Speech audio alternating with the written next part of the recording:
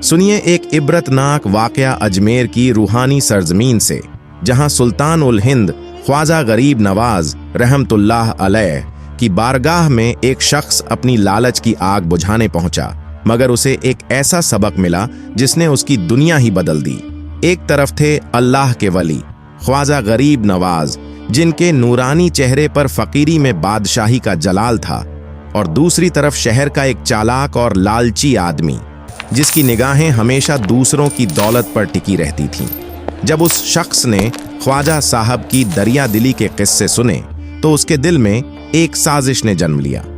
उसने फौरन मैले कुचैले कपड़े पहने और एक मजबूर गरीब का भेष बनाकर आपकी बारगाह में हाजिर हो गया। वहां पहुंचकर उसने खूब आहो बुका की और अपनी झूठी गरीबी का वास्ता देकर मदद मांगी। ख्वाजा साहब, जो दिलों के हाल बखूबी जानते थे, उसकी आंखों में छुपी लालच को भांप गए, मगर आपने उसे कुछ न कहा, बस मुस्कुरा दिए।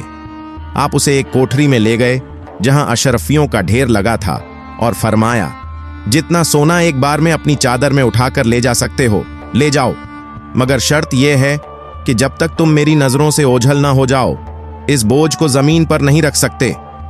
यह सुनते ही उस आदमी की आंखों में लालच का सैलाब आ गया और उसने दीवानावार अपनी चादर में इतना सोना भर लिया कि उसे उठाना भी मुहाल हो गया। जैसे ही उसने उस भारी गठरी को अपनी पीठ पर लादा, उसकी कमर झुक गई और पैर कांपने लगे। जिस दौलत के लिए वह मरा जा रहा था, वही अब उसके लिए एक अजाब बन चुकी थी। हर कदम पर उसे मौत का एहसास हो रहा था, लेकिन लालच उसे बोझ फेंकने की इजाजत नहीं दे रही थी। आखिरकार जैसे ही वह आपकी नजरों से ओझल हुआ, वह धड़ाम से जमीन पर गिर पड़ा और सारी अशरफियां बिखर गईं। उस बिखरे सोने को देखकर उसे अपनी बेवकूफी और लालच पर बहुत पछतावा हुआ।